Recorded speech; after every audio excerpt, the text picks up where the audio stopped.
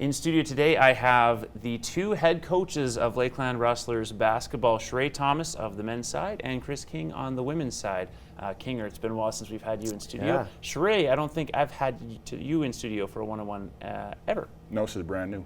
So a bit of old, bit of new, should be a fun mix. And we're going to start by talking about what's been on everyone's minds, even though it's a couple weeks later, which is the Toronto Raptors winning the NBA championship. And you saw sort of the Jurassic Park element going out across Canada, bars here in town. There's no Jurassic Park specifically, but a lot of bars here in town had a good time. You guys are in tune with both the college scene and a little bit with the youth scene. Have you ever seen basketball so prevalent and so hyped up in Canada in your lifetime? No.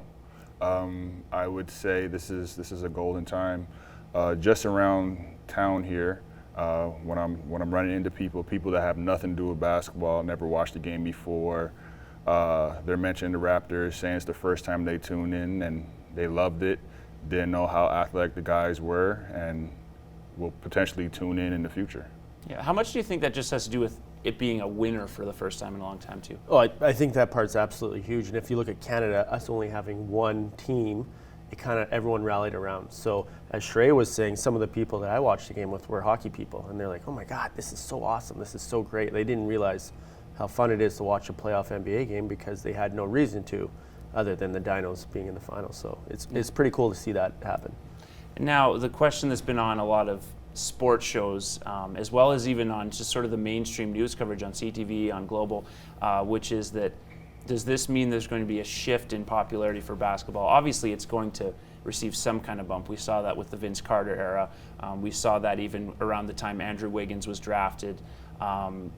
Now you'd think there's going to be a further bump of young, great players. Could this be a situation where basketball reaches hockey level popularity and that is like a full nationwide shift? Or is it going to be a little bit more status quo in the next couple of years? You see basketball increasing every year. This year in the draft was the most Canadians drafted in the NBA ever. Every year there's more and more Canadians that are playing the NCAA, more and more Canadians that are playing basketball across Canada. I think it's the second fastest growing sport in Canada right now, second to soccer. So it seems like we're shifting that way. Okay. And it could be a question too, is it going to be bigger in some areas of the country and smaller in some areas? Yeah, I think the urban cities, as Sheray touched on, it's growing immensely right now in the urban cities, and it's starting to trickle down into the smaller communities. Like we'll see a growth here in Lloyd, and we have the last few years, and that really started with the Steve Nash, Vince Carter era, and now all these kids coming out being drafted are products of watching Nash and the Raptors, and some of them even the Grizzlies. So the bigger areas, we're seeing more and more club teams, more and more kids playing, and the talent level is getting higher and higher because, of course, basketball, fewer people on the court, fewer people on the team, so it's making it really elite in terms of the higher level.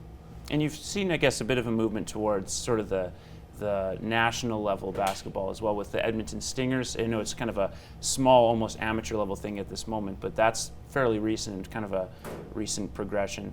Is that a case of that becoming almost a minor league or something like the G League eventually, or is that only going to remain sort of a almost amateur league of its own?